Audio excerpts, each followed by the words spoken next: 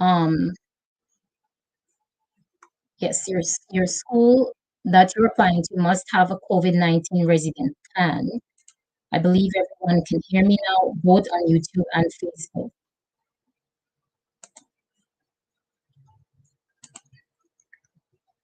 So as I was saying, for the people that weren't um, hearing me before, is that if you're traveling to Canada, because of the pandemic, you want to ensure that your school has a COVID-19 readiness plan.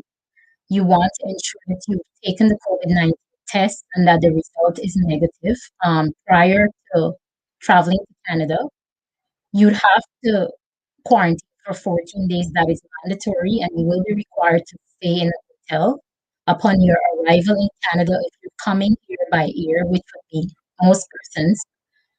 And also, you need to use the Arrive Can app.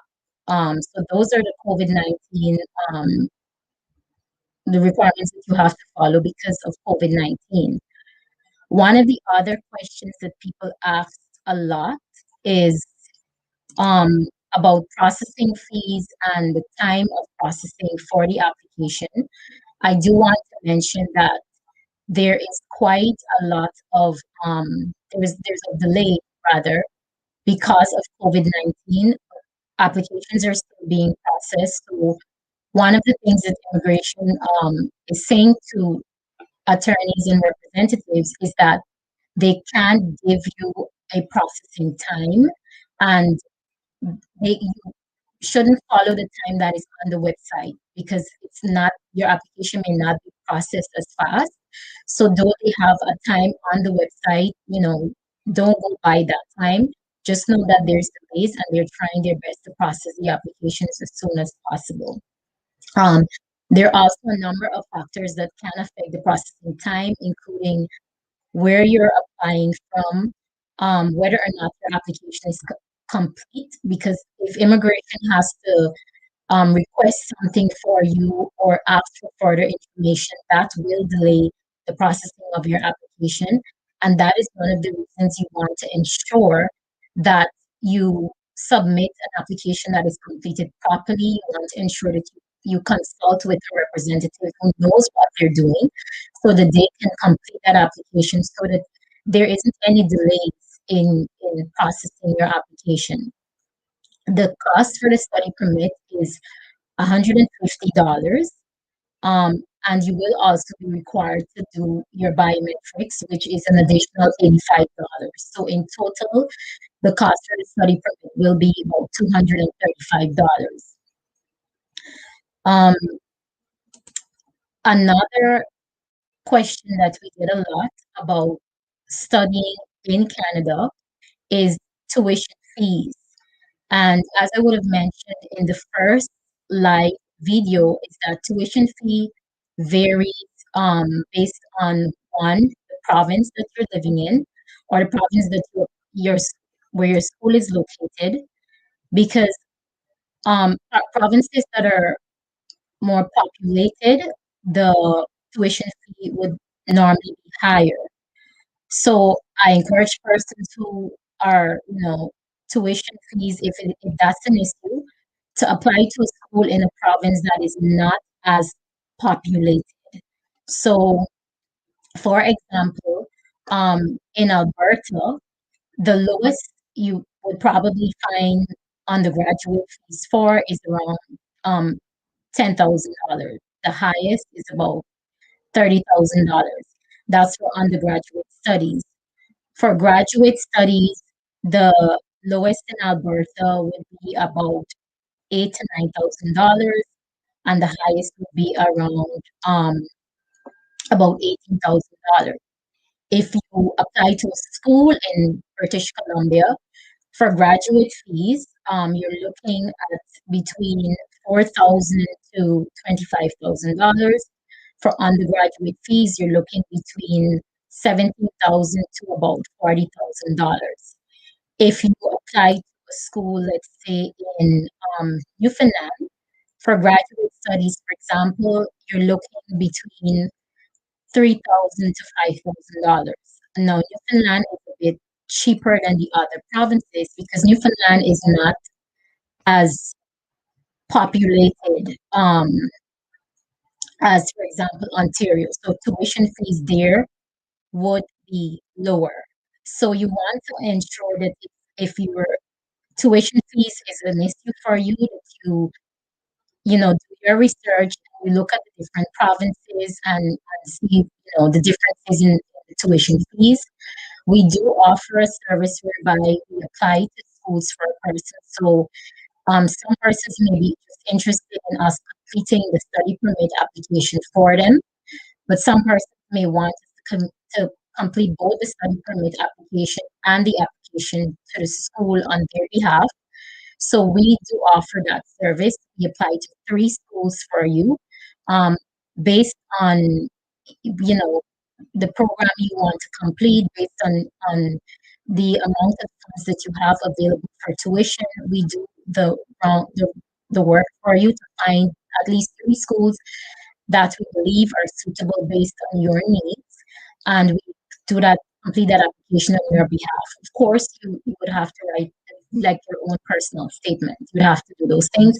We just ensure that we find schools that are suitable, for you based on your own your unique circumstances and your needs.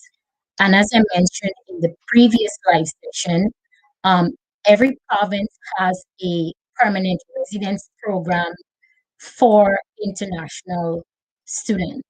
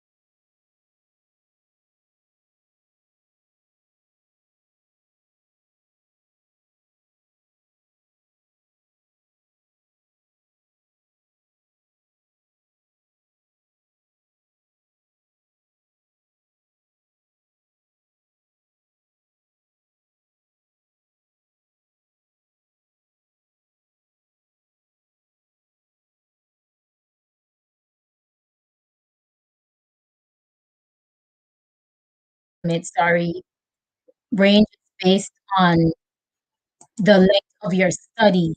There are cases where, for example, somebody would have studied for 1 year, but and they get a work permit for 3 years. That does not always happen, but it there's a possibility that the officer that's reviewing your application may decide to give you 3 years, even though you would have completed a 1 year program. But I just want to mention again that it's really linked to the length of your studies. So you're able to use that work permit. It's an open work permit, meaning that you can work with any employer in Canada.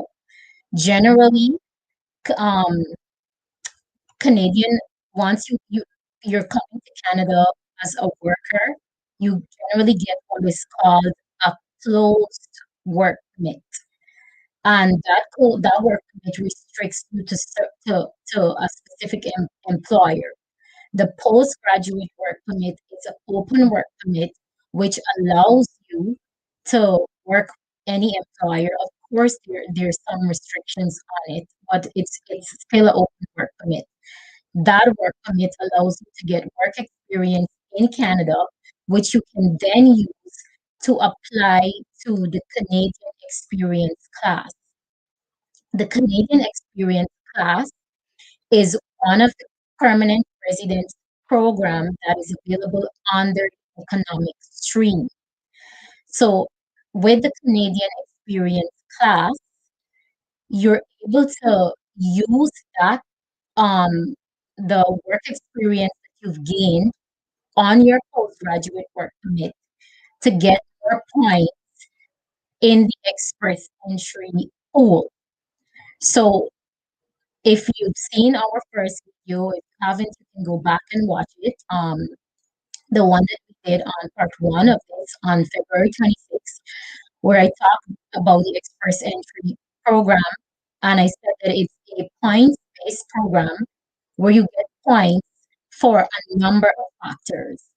And you're entered into a pool with everyone else who's in that express entry pool. So you submit a profile, and let's say, for example, there's 100 persons submitted a profile to the express entry um, pool.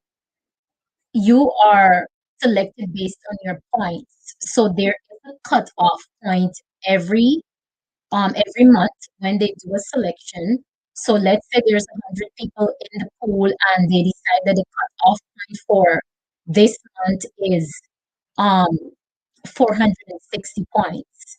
So if you have above 460 points or above, then it's likely that you'll be selected and invited to apply for permanent residence in Canada. So with the Canadian experience class, you would have gotten work experience in Canada on your postgraduate work permit, and you get points for your Canadian work experience. So let's say you enter the pool um, at the end of your studies and you have 450 points when you enter the pool. You start working on your postgraduate work permit, and once you've completed at least 1 year of full-time work, you're able to update your profile in the express entry pool, and you will get the additional points for your 1 year work experience in Canada. So that now will make you're more likely to be selected because you have more points in the pool. So that's how you can use a study permit to help you to get permanent residence in Canada. So one, you get your study permit, you complete your studies in Canada, you apply for a postgraduate work permit, you get your work experience on that postgraduate work permit, and you use that experience to give you additional points in the express entry pool. You will also get additional points for your Canadian education. So the fact that you have a Canadian diploma or degree or certificate gives you more points in the pool. So you'll be getting more points for two different factors, which will put you, ahead of some people who may not have Canadian work experience. One of the things that I also want to mention is the age factor. So like I said, in the express entry pool, you get points for a number of different things, and one of those things is your age. So this program, the Express Entry program in general, targets between persons, really targets persons between 20 to 29. And why I'm saying that is because if you're um in that range, then you get the most points for your age. If you're outside of that age, you still get points, but of course it's less. So persons who are younger than are 17 years of or less than 17 would not get points. Persons who are 45 years and older do not get points in the express entry pool. So ideally you want to be between 18 to, I would say, 40. You can still try if you're over 40 years old. There's nothing that says that you can't apply if you're over 40 years old. But just know that the older you are, the less points you get for your age in the express entry pool. And likewise in the Canadian experience class, the Canadian experience class comes under the express entry pool. So there are things that you can do. Let's say you're 40 years old. There are things that you can do in addition to studying Canada to get more points in the pool. If you are married or you have a common law partner, you can also include their details in your profile and you will get points for that. You can also try applying to a provincial nominee program, which I will talk about in another live session, to get an additional point. If it's get additional points, if you're selected under provincial nominee program, you get an additional 600 points, which is quite a lot. And more than likely, with an additional 600 points, you'll be invited to apply for permanent residence. So just to go over the steps again, one, you apply for a study permit. Um, Once your study permit is approved and you commence your studies, then you complete your program. You have to ensure that you remain a full time a student because um there there is some exceptions. For example, if you take like extended breaks from your studies, that can affect, whether or not you'll be given a postgraduate work permit. So you get your study permit. Two, you complete your studies. You get that letter from your school stating that you successfully completed your program. And three, you apply for your postgraduate work permit. You get the Canadian experience with that postgraduate work permit, and then you apply you submit a profile to the Express Entry program, and you're able to get the additional points for your Canadian experience and also um, for your Canadian degree or diploma. And of course, if you're here, there are also things that you can do to improve your score again, such as the applying to a provincial nominee program and um, improving for example, your English, um, your score, sorry, on the English test because you are required to take an English test for the express entry program. And um, the higher your score, the more points you get for your language ability. And I know many persons ask, whether or not they're required to complete that test if they're coming from an English speaking question.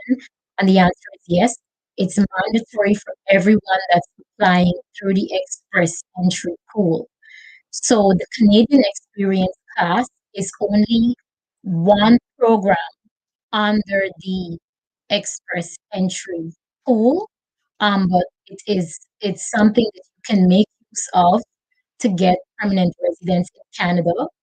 And why that is also a good ground is because with the Canadian Experience class, you're not required to show settlement funds. So generally, if you're coming to Canada, you have to prove that you have sufficient funds to settle in Canada to make Canada your home. So, for example, you'd have to show, that you have at least, let's say, like $12,000 saved. With the Canadian experience class, you don't have to show that. So that's another benefit of coming to Canada to study and gaining work experience here, because once you're applying through that Canadian experience class, you don't have to show settlement funds. If there are any questions that you have, you can type those questions in the comments and I'll try to respond to a few of them.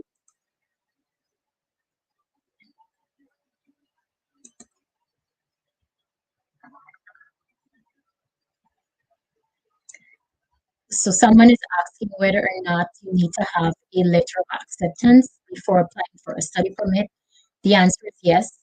So when you're applying for your study permit, there are a number of things that you have to submit, and one of those things is the letter of admissions or acceptance from the school that you're applying to.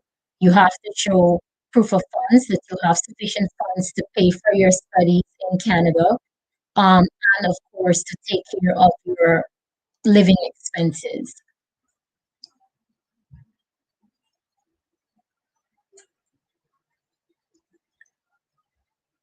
So another question is whether or not you have to find a school.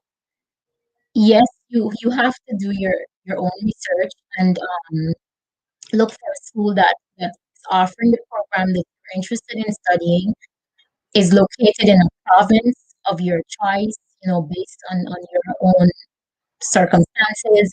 Like I mentioned, whether or not you're able to afford, like the tuition fees. Um, for the schools in that province, you look at the cost of living in that province because it differs from province to province.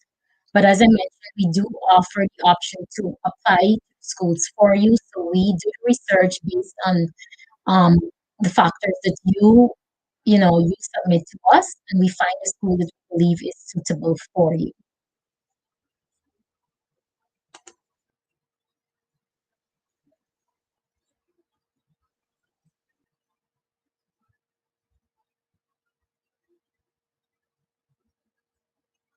When is the best time to apply for a study permit? You should apply as early as possible for your study permit. In the past, like I mentioned, processing time differs based on where you're applying from. So every country has, like they have different processing time for different countries. But 6 months or 6 months, at least 6 months before your program is scheduled to start. So apply as early as you can for that permit, just in case there's delays, just in case immigration needs to request further information from you and you need to request documents from some institution. You want to ensure that you apply early enough so that if there are delays, it doesn't affect um, you starting your program, because you don't want to get your study permit approved, after your program starts. And of course, the immigration officer will look at the time that you've applied and the time that your program is supposed to start. You will take that in mind, and that can affect the decision on um your application. So apply as soon as possible. So if you've already completed your undergraduate studies, you can apply to a graduate program in Canada. As I mentioned, there are provinces that offer graduate programs, that are really affordable. For example, if you go to Newfoundland, you can find a graduate program for between three to $4,000. If you're coming to Ontario, of course, it's much more expensive because Ontario is, you know, it's a populated province. You're looking like around between 4,000 to $42,000 for graduate studies in Ontario. If you're coming to Canada and you have family here, somebody's asking, if they have family members here, if they still need to show proof of funds. Yes, the answer to that question is yes. So, though you have family here, you can state that you are staying with family, but you still need to show that you'll be able to pay your tuition and um, take care of your living expenses. There are different ways that you can prove that, or you can submit proof to immigration. What I would encourage you to do is to um, reach out to us.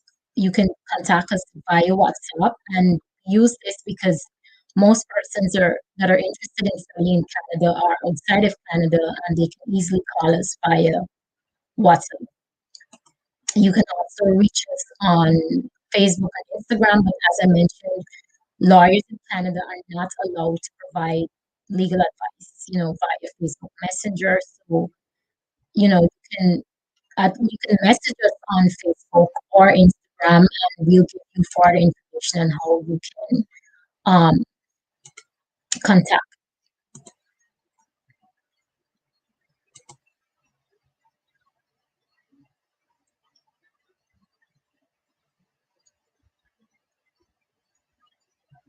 So you can apply to come to Canada. I'm just reading some of the comments and questions that's been asked. You can apply to come to Canada from it's an Irish citizen. Um, you can contact us and let us know exactly what your question is. I'm not sure what exactly you're trying to find out. So reach out to us on WhatsApp. Yes, if you have a toddler or if you have a spouse, you can you can bring your family to Canada with you. So if you're coming to Canada as a student, you're able to apply for your spouse can apply for a work permit, and your children can also study in Canada once your study permit application is approved.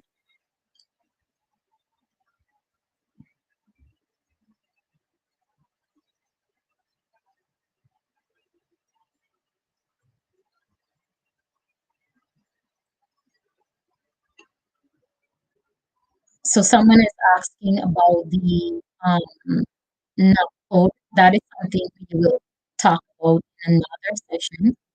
Um, I don't want to get into that right now. So the NUP code is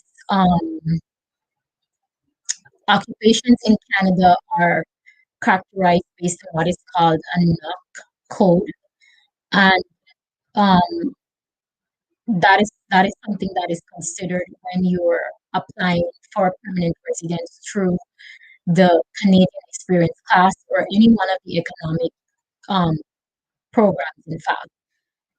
So you have to be based on the program that you're applying to.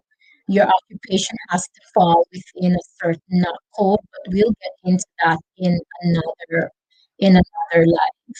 Um, if someone is asking about the NAC code and the open work permit, not sure I understand your question, but if you complete your studies in Canada and you're eligible for a postgraduate work permit, the postgraduate work permit is an open work permit. So that is not necessarily, you know, tied to the NOC code. I'm not sure I understand your question, but again, you can reach out to us on WhatsApp, and you can also, contact us via Facebook, just that we can't provide legal advice to you via Facebook Messenger. So I believe I've answered all of the questions um, that you were advanced.